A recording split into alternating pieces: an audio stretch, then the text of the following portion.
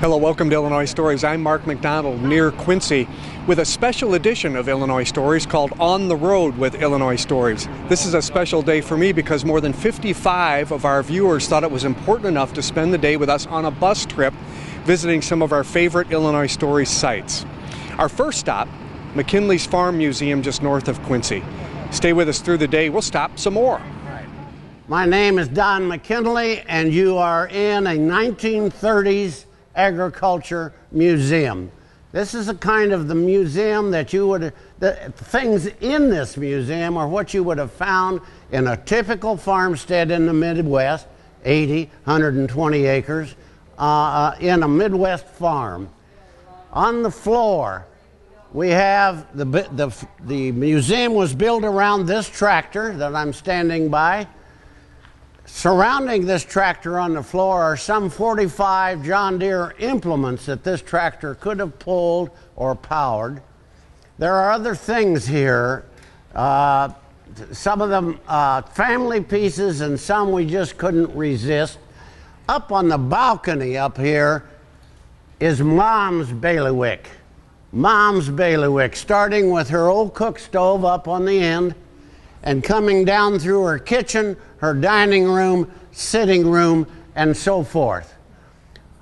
I don't know, if you've lived in the decade of the 30s, you saw Mom and on the farm, you saw Mom and Dad do a tremendous amount of work. And so I have a whole lineup of fruit jars up here, or canning jars. And I discovered early on in my life that I was to work in the garden, taking the weeds, bringing in the produce, Mom processing it, putting it in cans, in jars, and putting it down in the cave for winter's purposes. Remember, no electricity, no refrigeration, no plastics, okay? If you wanted to eat, you had to prepare it from scratch. I remember my folks going to town, the county seat, 12 miles away, grocery shopping about once a month, and they would bring home 100 pounds of sugar, 250 pounds bags of flour. Mom would put in some baking soda, some salt, that kind of stuff, and that's what came home from the grocery store, period. Everything was prepared and served up in that kitchen. There were 6 kids in our family, so a total of 8. Often there were 10 or 12 of us sitting down at the table. Every 3 meals a day off of a wood range like that. Nobody had any money, if you'll remember. Not in the 30s. Nobody had any money. And I've attempted to capture that era here and show how there was an evolution of agriculture and farm life. It's quite different today than it was back in 1930. Just as a sidelight, last fall I had 3 Nigerians come into the museum. They were straight from Nigeria. The man and wife couldn't speak a word of English. The third Nigerian could understand and speak some. The gentleman became quite irritated when I kept talking about the decade of the 30s. When he walked in here, he assumed that this was what we have to farm with today. And the longer I talked, the more irritated he became. Eventually, he walked down along that wall where Kathy is and spied a grub hoe. Got really excited about that grub hoe. Kathy brought it out to him. Our grub hoe has a 4-foot handle. He motioned, no, chop it in 2, cut it in 2. He wanted a 2-foot. The third Nigerian told me that one of the reasons for his irritation was this is his sole farm piece of equipment. This was it. Very humbling experience for me, should be for most of it. Nigeria, today, his sole piece of equipment is this thing. Unbelievable. Unbelievable. I don't know what he would have done if we'd have put him in a 9860 combine and went across the field. It would have been, I don't know whether he could have taken it or not. All aboard!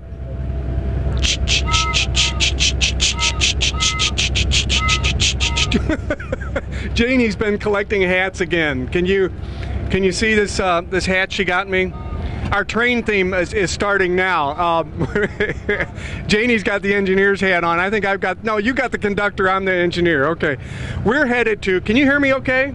Can you hear me at all? Okay. We're headed to the Ursa Creek Lodge. No longer a railroad, but you're going to be amazed at how they built this lodge spanning Ursa Creek. The railroad roots come from the fact that it was a trestle and carried railroad cars regularly. When the railroad abandoned the line, the contractor we're going to meet, Mr. Schaefer, bought up the trestle, tore off the tracks, and used it as a foundation for his lodge.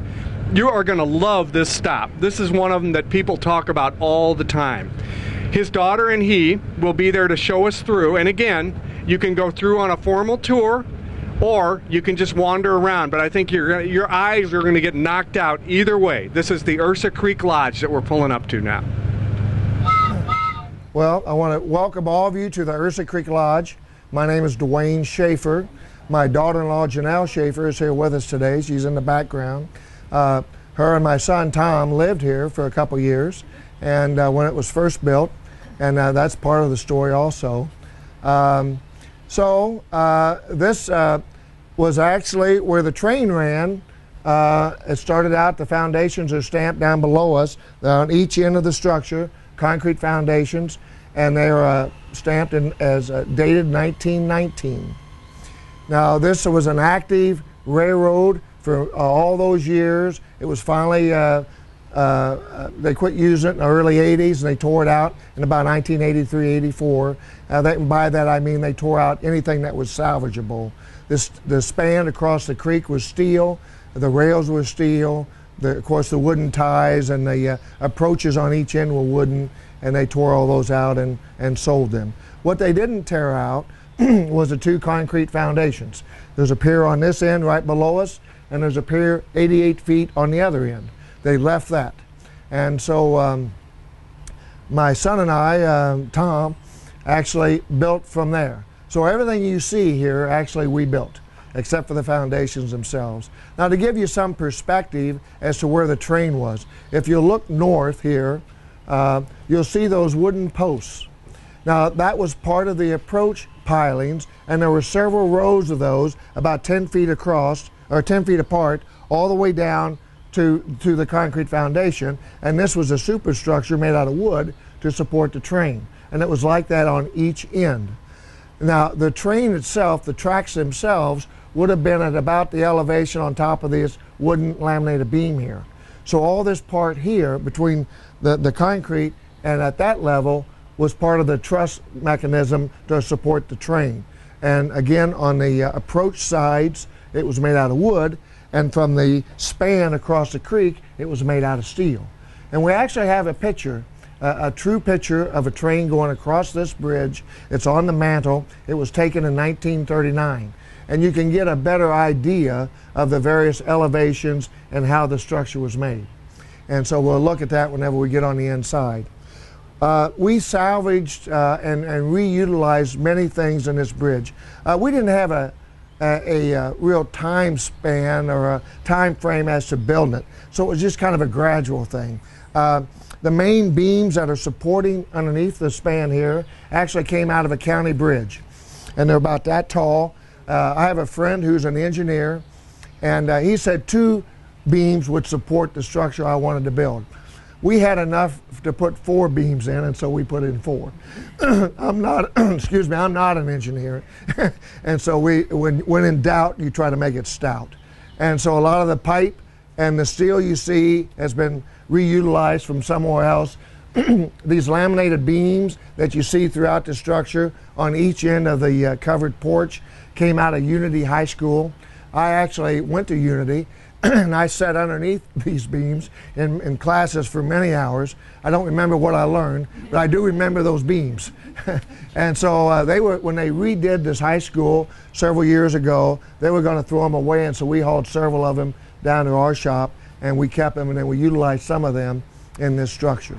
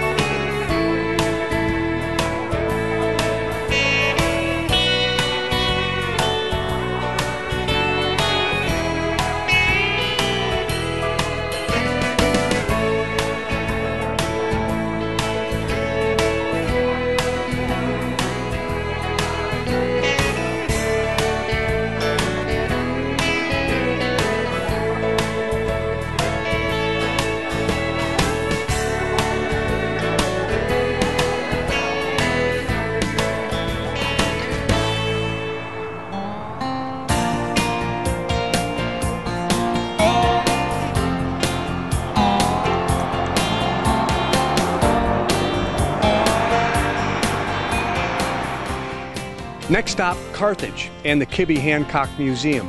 This museum is named for Dr. Alice Kibby, a professor at Carthage College. She spent her life collecting biological specimens and everything under the sun. 65% of this museum's collection comes from her private collection. One of the things she really enjoyed collecting, they have a wonderful military collection here. My name is John Adkins, and the playhouse is the military area here, and the Spanish-American War and Civil War artifact area. We have a Spanish-American uniform in the corner there. He was a resident of Carthage. We also have his Carthage Golf Club membership card from 1919. But the things that are associated with that there are souvenirs that he brought home. And if you're a weapons fan, the weapon on the wall there is an 1898 Krag Jorgensen. It was the first small bore rifle of the United States Army. The one laying on the platform there is an 1873 trapdoor, a 45-70 caliber gun. I want to finish the dissertation on the Navy officer. He was in the Philippine Islands during the Spanish-American War and died there of cholera. The body was brought back, and he's buried out here in the old cemetery. So we consider him quite a Carthage hero. Besides the Civil War officer's uniform and the Spanish-American War officer's uniform in the case, we have World War I officer's uniform, enlisted men's uniform, and the tags, I think, are well labeled. Up above on the wall are all weapons from World War I. They're bolt-action rifles from that period. One of the interesting ones is the second one down on the right-hand lane of those. It's an 1890 Italian Carcano rifle. And if you're interested at all, it's the type of rifle that Lee Harvey Oswald used in assassinating President Kennedy. The rifle above is a Russian rifle, an 1890 model Mosin Nagant. The interesting thing of it is that most all rifles are calibrated, the sights are calibrated in yards or meters. The Russian rifle is calibrated in a Russian measurement called arshins. And later, when the communists took over, they went to meters with their calibrations, but it's an imperial type. The other types are French, German, Belgian, British, and the bottom rifle is a British type rifle that was manufactured in the United States prior to America's entrance into the war. The arsenals couldn't rev up enough to furnish all of the Springfield rifles that the Army needed. So they bought the British patent, chambered it for a 30-06 cartridge, and continued to make it, and it was the most used American rifle during the war. One of the things that I think is unique in this area is this check on the United States Treasury for $7,200,000. When we got that in, we were thrilled.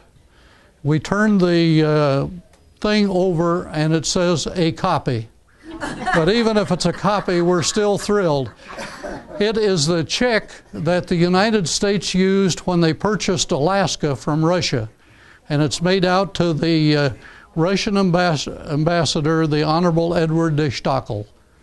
So it's quite interesting. We have a county member that won the Medal of Honor during the Civil War, and the information on him is there. So make yourself at home with these. We have women's uniforms from World War II. The WAC uniform that's there is from a lady that lives down at Bowen, and she was the office chief in General MacArthur's headquarters in the Southwest Pacific. She's married to a farmer there, and the dress uniform and the fatigue uniform. The other lady in the gray was from Nauvoo and was a Red Cross girl in England and France during World War II.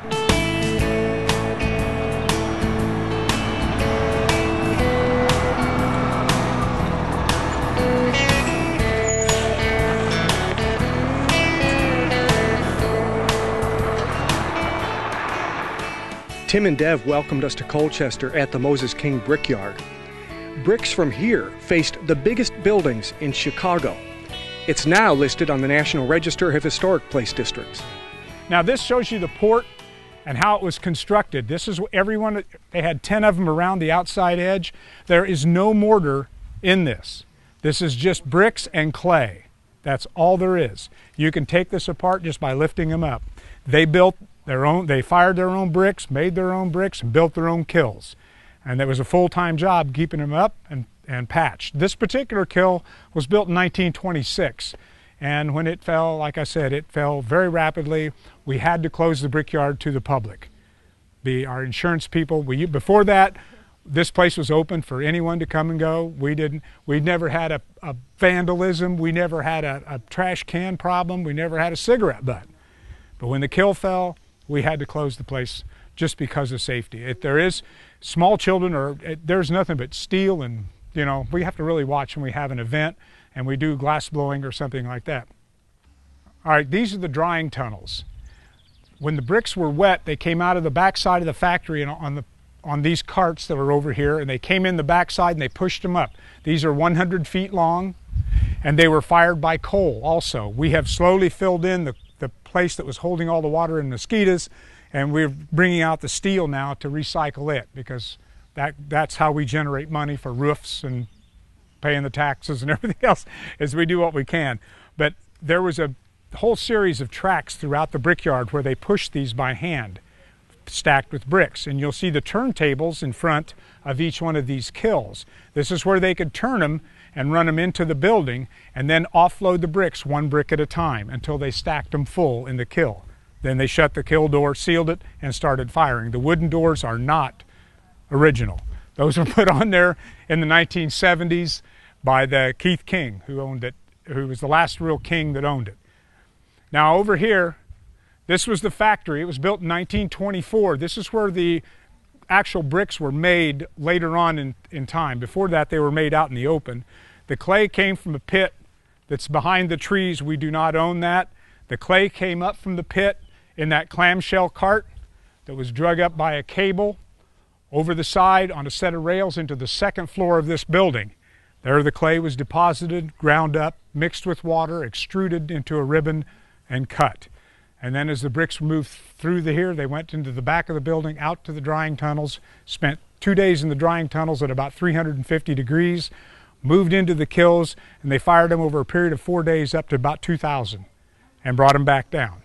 And the whole idea was to keep the kill as hot as you could, as long as you could, so the guys, and I talked to many of them who were in there, who helped when they were younger, said they used to go in there. Some of them said it was 500 degrees, and we all know that's not true. You couldn't go in there at 500. It was probably 150, 180 degrees sometimes in there when they first went in and they had to start unloading the bricks. And they said the biggest problem was, I showed you that wheelbarrow with, you have 100 bricks on those. You're coming down a plank and the doorways were short. So they had to bend over, walk through the doorway, and then stand back up with that wheelbarrow. And they said by the end of the day, your back of your legs and your calves felt like rubber bands. And then they'd come back, but they were getting paid 10 cents an hour. By Jove, they were making money. Built in 1873, Prairie Mills in Golden is a real rarity, a working windmill. These huge sails are now turning, grinding stones. It still works today. Our crowd really got a kick out of it. Okay, welcome to the Prairie Mills Windmill. I'm Terry Asher. I'm going to take you through today. Right now you're in the north wing. This is where we like to start because this is where Mr. Emminga had his office. This is also where the process started and stopped. The farmer would bring his grain into the mill through these doors. It would be on a wagon. We'd weigh the wagon, take the grain off, weigh the wagon again. The difference would be the amount of grain brought in for milling, and the miller would get a share of that as his payment. So the grain would come in here in bags. It would be stored until we had a windy day. Then we would take it upstairs where it would start the milling process. After it was milled into flour, it would be put back into the farmer's bags, and again, it would wait here in storage until he comes to pick it up. This is actually one of 3 windmills that Mr. Emminga built. This is the 3rd one. He built one just outside of town when he was about 25 years old. Moved back to Germany in around 1863, built his 2nd windmill, came back here in 1872 and built this one. Out of the 3 windmills, the one in Germany and the one here still exist, and they're almost identical twins. Any questions? We're going to show you how this works, so go back into the tower there. Okay, you're in the tower now. Right above you is the windmill, and this is where all the milling operation happens. This is actually the tail end of the process. The mill is a gravity-fed mill, which means we take the grain upstairs, and it works its way down through the millstones, coming out as flour here. The head miller would have been running the mill with these 2 ropes. So everything, all the machinery upstairs is actually being controlled with these 2 ropes. The first rope, you see as I pull down, this little counterweight goes up. And if you listen, you'll hear a little click upstairs. That's the miller starting the flow of grain into a millstone that's right above your head. That white area right there is the millstone. If the wind died or we got too much grain into the stone, all he has to do is release this rope. The counterweight immediately stops the flow of grain into the stone, allowing that to clear. Once it's spinning and turning again, he starts the grain into the millstone again. Now, I'm going to do what I do with my first graders. I want you all to take your right hand like this, put your left hand on top, bring them together with a nice clap, and now with your right hand, just turn your top of your hand. That's actually how the millstone's operated. It's 2 stones. The one that you see on the floor there just sits there. That's your bottom hand. The one that actually does the work is the runner stone. That's the one on top. Now this rope helps me control the distance between those 2 stones. I want that as close as I can get because I get finer flour that way. But every time I get closer, there's more friction there, and I might have to adjust that depending on what the wind conditions are. That's what this mechanism is. This is called a tenor. You see when I pull this up, this big beam here called a tenor, there's actually 3 different levers here allowing me to lift that stone upstairs. The 3 levers work together, giving me a 100-to-1 leverage ratio, which means for every pound I pull on this rope, I'm lifting 100 pounds upstairs. I can have a 40-pound first grader lift a 2,500-pound stone upstairs with this rope. You can see when I pull down, this beam is actually lifting just a little bit. Very simple levers. I trade distance for force. So for the 100-to-1 force there, 100 pounds to a pound there, I'm actually moving this a very small amount. I can actually adjust that distance to within about a 64th of an inch. Well, if our calculations are right, we've left with the same number of people that we started with this morning, and an excellent group it was too. And I think We're all pleasantly surprised at what we can find in our own backyard here in West Central Illinois. Thanks for joining us on the road with Illinois Stories. See you next time.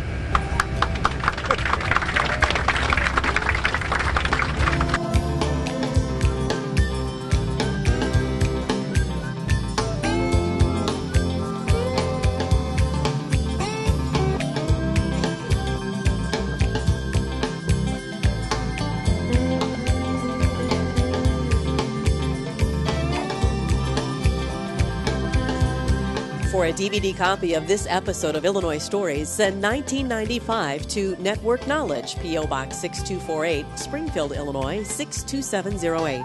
Be sure to include the program name, broadcast date, and topic. You may also order with your credit card by calling 800-232-3605 or by using our secure server by going online to networkknowledge.tv.